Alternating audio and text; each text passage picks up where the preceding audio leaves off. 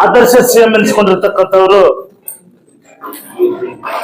ಅರಸು ದೇವರಾಜ ಅರಸು ಅವರ ಜನ್ಮದಿನಾಚರಣೆ ಪ್ರಯುಕ್ತ ಈ ದಿನ ಇಡೀ ರಾಜ್ಯಾದ್ಯಂತ ಅವರ ಒಂದು ಜನ್ಮದಿನಾಚರಣೆ ಕಾರ್ಯಕ್ರಮಗಳನ್ನ ಹಮ್ಮಿಕೊಳ್ತಾ ಇದ್ದಾರೆ.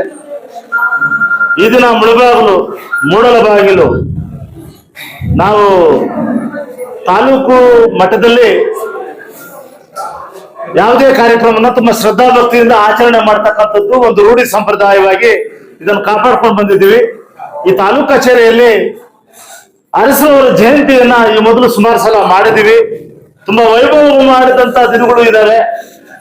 ಇಂಥ ಒಂದು ಕಾಲಘಟ್ಟದಲ್ಲಿ ಈ ದಿನ ಕೂಡ ಒಂದಷ್ಟು ಮೆರವಣಿಗೆ ಕಾರ್ಯಕ್ರಮ, ಬರ್ತಕ್ಕಂಥವರು ಒಳ್ಳೆ ವಾದ್ಯಗೋಷ್ಠಿ ಮತ್ತು ಎಲ್ಲ ಇಲಾಖೆಯವರು, ಅಧಿಕಾರಿಗಳು ಮತ್ತು ಒಂದಷ್ಟು ಅಭಿಮಾನಿಗಳ ವರ್ಗ ಎಲ್ಲರೂ ಸೇರಿ ಇವತ್ತು ಮೆರವಣಿಗೆ ಹೋಗಿ ಈ ಕಾರ್ಯಕ್ರಮವನ್ನ ಯಶಸ್ವಿಗೊಳಿಸಬೇಕು ಅನ್ನೋ ದೃಷ್ಟಿಯಿಂದ ಗೌರವಾನ್ವಿತ ನಮ್ಮ ಮುಳಬಾಗಿಲು ತಾಲೂಕು ಕಚೇರಿ ತಹಸೀಲ್ದಾರ್ ಆಗಿರ್ತಕ್ಕಂಥ ಮೇಡಮ್ ಅವರು ಮತ್ತು ನಮ್ಮ ವೆಂಕಟೇಶ್ ಗೌಡರು, BCM ಇಲಾಖೆ ಅಧಿಕಾರಿಗಳು ಮತ್ತು ತಾಲೂಕು ಇಒ ಕಚೇರಿ ಮತ್ತು ನಮ್ಮ ನಗರಸಭಾ ಅಧ್ಯಕ್ಷರ ಒಂದು ಅಮಾನುಲ್ಲಾ ಅವರು, ಅವರ ಪತ್ನಿ ತಾಯಿ ಅಧ್ಯಕ್ಷರು ನಗರಸಭೆಯಲ್ಲಿ. ಅಮಾನುಲ್ಲಾ ಅವರು ಕಾಂಗ್ರೆಸ್ ಪಕ್ಷದಲ್ಲಿ ಬ್ಲಾಕ್ ಕಾಂಗ್ರೆಸ್ ಪ್ರೆಸಿಡೆಂಟ್ ಆಗಿ ನಗರದ ಜವಾಬ್ದಾರಿ ಕೆಲಸ ಮಾಡ್ತಾ ಇರ್ತಕ್ಕಂಥವ್ರು. ವೆಂಕಟೇಶ್ ಅವರು ಕೂಡ ರಾಜ್ಯ ಮಟ್ಟದ ಜವಾಬ್ದಾರಿ ಇದೆ. ಇನ್ನ BCM ನ ಬ್ಲಾಕ್ ಕಾಂಗ್ರೆಸ್ ನ ಪ್ರೆಸಿಡೆಂಟ್ ಅಧ್ಯಕ್ಷರು ಮೋಹನ್ ಮತ್ತು ಅವ್ರ ಸಂಘಟಕರು, ನಮ್ಮ ಜಯರಾಮ್ ಲಕ್ಷ್ಮರ್ ಅವರು ಕನ್ನಡ ಸಾಹಿತ್ಯ ಪರಿಷತ್ತಲ್ಲಿ ಒಳ್ಳೆ ಹೆಸರು ಕೀರ್ತಿ ಮಾಡಿರ್ತಕ್ಕಂಥವ್ರು.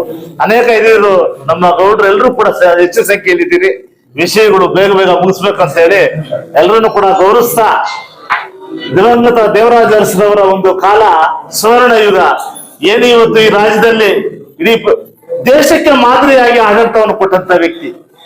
ಏನು ನಾವು ಏನಿವತ್ತು ಯೋಚನೆ ಮಾಡ್ತಾ ಇದೀವಿ, ಏನು ಭೂ ಸುಧಾರಣೆ ಕಾಯ್ದೆಯನ್ನ ಮೊದಲು ಕರ್ನಾಟಕದಲ್ಲಿ ಅನುಷ್ಠಾನ ತಂದು ಅದನ್ನ ಇಂದಿರಾ ಗಾಂಧಿ ಅವರು ಅದನ್ನ ಇಡೀ ದೇಶವ್ಯಾಪ್ತಿ ಅದನ್ನ ಅನುಷ್ಠಾನ ತರೋದಕ್ಕೆ ಮೊದಲು ಏನು ಕರ್ನಾಟಕದಲ್ಲಿ ಅನುಷ್ಠಾನ ತಂದಂತವರು ದೇವರಾಜ ಅರಸು.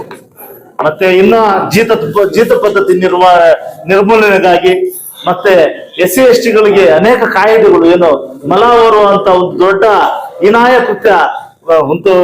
ಕೃತ್ಯಗಳನ್ನ ಕಣ್ಣಾರ ನೋಡಿ ಅದಕ್ಕೆಲ್ಲ ಸುಧಾರಣೆ ತಂದಂತವ್ರು. ಮತ್ತು ಇವತ್ತು ರಾಜ್ಯದಲ್ಲಿ ಏನೇನು ಹೊಸದಾಗಿ ಏನೋ ಅಭಿವೃದ್ಧಿ ದಿಕ್ಕಲ್ಲಿ ನಾವು ಯೋಜನೆಗಳನ್ನು ರೂಪಿಸಿದೀವಿ. ಈ ಯೋಜನೆಗಳೆಲ್ಲ ಕೂಡ ಪ್ರಾರಂಭ ಮಾಡೋದಕ್ಕೆ ಮೂಲ ಕರ್ತರು ಅರಸರು. ಅವರು ನಿಜವಾಗ್ಲೂ ಕೂಡ ಮೊದಲು ಜಂಟಾಮರಿಗಳನ್ನ ಮೊಟ್ಟ ಮೊದಲ ಕರ್ನಾಟಕದಲ್ಲಿ ಉಳುವಲೆ ಭೂಮಿಯ ಒಡೆಯ ಅನ್ನೋದನ್ನ ಅವಾಗ ಸುಮಾರು 10,000 ಎಕರೆ, 5,000 ಎಕರೆ, 20,000 ಎಕರೆ ಭೂಮಿಗಳಿಗೆ ಒಬ್ಬರೇ ವಾರಸುದಾರರಾಗಿದ್ರು. ಅಂತ ಭೂಮಿಗಳನ್ನು ಉಳುಮೆ ಮಾಡೋ ಕಾಲದಲ್ಲಿ ಯಾರು ಉಳುಮೆ ಮಾಡ್ತಾ ಇದ್ರು ಅವರೇ ಜಮೀನು ವಾರಸುದಾರರು. ಅದೊಂದು ಪಟ್ಟಿ ತಯಾರಾಗ್ಲಿ ಅಂತ ಒಂದು ಆದರ್ಶವಾಗಿ ಇಡೀ ರಾಜ್ಯದಲ್ಲೇ ಒಂದು ಹೊಸ ಇದನ್ನ ಬದಲಾವಣೆ ತಂದಂತವ್ರು. ಮತ್ತು ಇನ್ನೊಂದು ವರ್ಗಗಳಲ್ಲಿ ಅವರ ಕುಲಕಸಬುಗಳಿಗೆ ಅನುಸಾರವಾಗಿ ಏನೋ ಅವರಿಗೆ ಒಳ್ಳೆ ಏನು ಸಾಲ ಮತ್ತು ಸಬ್ಸಿಡಿ ಹಣ ಸಿಗುವಂತದ್ದು, ಅವರವ್ರ ವೃತ್ತಿಗಳನ್ನ ಗೌರವಯುತವಾಗಿ ಮಾಡಿಕೊಂಡು ಬದುಕಲಿಕ್ಕೆ ಒಳ್ಳೆ ಜೀವನ ನಿರ್ಮಾಣ ಮಾಡ್ಕೊಳ್ಳಲಿಕ್ಕೆ ಅನುವು ಮಾಡಿಕೊಟ್ಟಂತವ್ರು. ಕರೆಂಟ್ ಇಲ್ಲದೆ ಇರತಕ್ಕಂಥ ಗ್ರಾಮಗಳು ಸಾವಿರಾರಿತ್ತು. ಅಂತ ಗ್ರಾಮಗಳಿಗೆ ಕರೆಂಟ್ ಫಸ್ಟ್ ಕೊಟ್ಟಂತವ್ರು. ಯಾವುದೋ ಒಂದು ಭಾಗದಲ್ಲಿ ಕತ್ತಲಿಗೆ 5:30ಗೆಲ್ಲ ಊಟ ಮಾಡಿಬಿಡ್ಬೇಕು ನಾವು ಅಂತಾಗ ಏನ್ ಕಾರಣ, ಯಾಕೆ 5:30ಗೆಲ್ಲ ಊಟ ಮಾಡಿದ್ರು? ಬೆಳಕಲ್ಲಿ ಊಟ ಮಾಡಬೇಕು, ಇಲ್ಲಾಂದ್ರೆ ಆಮೇಲೆ ಕತ್ತಲು ನಮ್ಮ ಮನೆಗಳಲ್ಲಿ ದೀಪಗಳಿಲ್ಲ ಅಂತ ಕಾಲದಲ್ಲಿ ಯಾಕೆ ಈ ರೀತಿ ಆಗ್ತಾ ಇದೆ ಅಂತ ಅವಾಗ ರಿಪೋರ್ಟ್ ತರಿಸ್ಕೊಂಡು ಯಾವ ಭಾಗದಲ್ಲಿ ಕರೆಂಟ್ ಇಲ್ವೋ ಆ ಭಾಗಕ್ಕೆಲ್ಲ ಕೂಡ ವಿದ್ಯುತ್ ಸರಬರಾಜು ಆಗ್ಬೇಕು.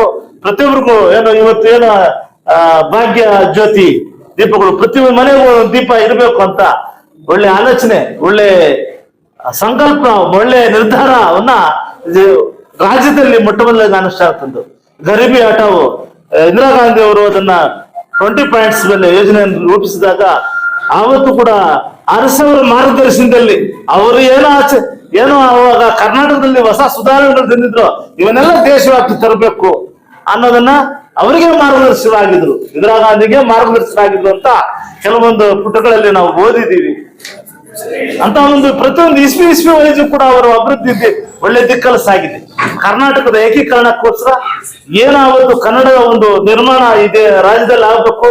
ಏನೋ ಒಂದು ಕಡೆ ಮೆಡ್ರಾಸು, ಒಂದು ಕಡೆ ತಮಿಳ್ನಾಡು ಮತ್ತೆ ಇನ್ನೊಂದು ಕಡೆ ಬಾಂಬೆ, ಇವಾಗೆಲ್ಲ ಹಂಚು ಹೋಗಿತ್ತು ಕರ್ನಾಟಕ. ನಾನಾ ಭಾಷೆ ಒಂದುಗೂಡೋದಕ್ಕೆ, ಕರ್ನಾಟಕದ ಏಕೀಕರಣಕ್ಕೆ ಮೊಟ್ಟಮೊದಲು ಕರ್ನಾಟಕ ಅಂತ ನಾಮಕರಣ ಮಾಡ್ಲಿಕ್ಕೆ ತುಂಬಾ ಶ್ರದ್ಧೆಯನ್ನು ವಹಿಸಿ, ಆಸಕ್ತಿಯನ್ನು ವಹಿಸಿ ಕೆಲಸ ಮಾಡಿ ಆ ಹೆಸರು ನಾಮಕರಣ ಮೈಸೂರು ರಾಜ್ಯ ಅಂತ ಇದ್ದದ್ದು ಮೊದಲಿದ್ದು. ಇದನ್ನ ಹೊಸದಾಗಿ ಕರ್ನಾಟಕದ ಒಂದು ಏಕೀಕರಣ ಮಾಡಿ ಕರ್ನಾಟಕ ಎಂಬ ರಾಜ್ಯವನ್ನ ಏನಮ್ಮ ನಿರ್ಮಾಣ ಮಾಡ್ಲಿಕ್ಕೆ ತುಂಬಾ ಸತತವಾಗಿ ಕೃಷಿ ಮಾಡದಂತ ವ್ಯಕ್ತಿ. ಅನೇಕ ಏನು ಇನ್ನುಳಿದವರಿಗೆ ಒಳ್ಳೆ ಶಕ್ತಿ ಕೊಟ್ಟಂತವ್ರು. ಮೊದಲು ಕುಲಕಸಬು ಮಾಡ್ಕೊಂಡೆಲ್ಲ ಜೀವನ ಮಾಡ್ಕೊಂಡು ಬಿಡ್ತಾ ಇದ್ರು, ಗುಲಾಮರಾಗಿ ಬರ್ತಾ ಇದ್ದಂತ ಕಾಲ, ಜೀತದಾಳುಗಳಾಗಿ ಕೆಲಸ ಮಾಡ್ತಾ ಇದ್ದಂತ ಕಾಲ. SC ST ಗಳಿಗಂತೂ ತುಂಬಾ ಹೀನಾಯವಾದ ಸ್ಥಿತಿ ಇತ್ತು. ಅದನ್ನೆಲ್ಲ ಕೂಡ ಸುಧಾರಣೆ ಮಾಡಿದಂತ ವ್ಯಕ್ತಿ ಅರಸವ್ರು. ಅವನ್ನ ನಾವೆಲ್ಲರೂ ಕೂಡ ಎಲ್ಲಾ ಕಾಲಕ್ಕೂ ನೆನೀಬೇಕು. ಏನೋ ನಮ್ಮ ಕರ್ನಾಟಕದ ಒಬ್ಬ ನಮ್ಮ ಅಂಬೇಡ್ಕರ್ ಅಂತ ಹೇಳಿದ್ರೆ ತಪ್ಪಾಗಲಾರ್ದು. ಯಾಕಂತ ಹೇಳಿದ್ರೆ ಅಷ್ಟೊಂದು ಜ್ಞಾನವನ್ನ ಶಕ್ತಿಯನ್ನ ತುಂಬಿಸಿಕೊಂಡು ಒಂದು ಆದರ್ಶವಾಗಿ ಈ ರಾಜ್ಯದ ಅಭಿವೃದ್ಧಿಗೆ ಕೆಲಸ ಮಾಡಿದಂತವ್ರನ್ನ ಇವತ್ತು ನಾವು ಅವರ ಒಂದು ಜನ್ಮ ದಿನಾಚರಣೆ ಕಾರ್ಯಕ್ರಮವನ್ನ ಮಾಡ್ತಾ ಇದೀವಿ. ತುಂಬಾ ಸಂತೋಷವಾಗಿ ವೈಭವವಾಗಿ ನಾವೆಲ್ಲರೂ ಕೂಡ ತುಂಬಾ ಗೌರವಯುತವಾಗಿ ಈ ಕಾರ್ಯಕ್ರಮವನ್ನು ಮಾಡಬೇಕು. ಹೆಚ್ಚಿನ ಸಂಖ್ಯೆಯಲ್ಲಿ ವಿಷಯಗಳು ಕೊರತೆ ಇರೋದ್ರಿಂದ ಹೆಚ್ಚಿಗೆ ಇದು ಪ್ರಚಾರ ಆಗಿರೋದಿಲ್ಲ. ಆದ್ರೆ ಮುಂದಿನ ದಿನಗಳಲ್ಲಾದ್ರೂ ಕೂಡ ಒಳ್ಳೆಯ ವ್ಯಕ್ತಿ, ಆದರ್ಶ ವ್ಯಕ್ತಿ ಇಂಥವ್ರ ಕಾರ್ಯಕ್ರಮಗಳು ಮಾಡಬೇಕು ಅನ್ನೋ ಒಂದು ಆಲೋಚನೆ ನಮ್ಮೆಲ್ಲರಲ್ಲೂ ಕೂಡ ಮೂಡಿ ಬರಬೇಕು ಅಂತ ಹೇಳ್ತಾ ಈ ಕಾರ್ಯಕ್ರಮನ ಈ ದಿನ ತುಂಬಾ ಗಂಭೀರವಾಗಿ, ಸ್ವಲ್ಪ ಕಡಿಮೆ ಜನ ಇದ್ರು ಕೂಡ ತುಂಬಾ ಗೌರವಪೂರ್ವಕವಾಗಿ ಕಾರ್ಯಕ್ರಮ ಮಾಡೋದ್ರಿಂದ ನಮ್ಮೆಲ್ಲರೂ ಕೂಡ ಇಡೀ ದೇಶಕ್ಕೆ ಒಳ್ಳೆ ಸಂದೇಶ ಕೊಟ್ಟಂತಾಗ್ತದೆ, ಸಮಾಜಕ್ಕೆ ಒಳ್ಳೆ ಸಂದೇಶ ಕೊಟ್ಟಂತಾಗ್ತದೆ. ಸ್ವಂತಕ್ಕೆ ಸ್ವಲ್ಪ, ಸಮಾಜಕ್ಕೆ ಸರ್ವಸ್ವ ಅನ್ನೋದನ್ನ ಇದು ಸಾರ್ತದೆ. ಅವರ ನಿಜವಾದ ಜೀವನದಲ್ಲಿ ಇಂತಹ ವಿಷಯಗಳನ್ನ ನಮ್ಗೆ ಬಿಟ್ಟು ಹೋಗಿದ್ದಾರೆ. ಅದು ನಾವಾಗ ಅವ್ರು ಮೆಲ್ಕಾಕುವಂತ ಒಂದು ಹವ್ಯಾಸ ನಾವೆಲ್ಲ ಮಾಡ್ಕೋಬೇಕು.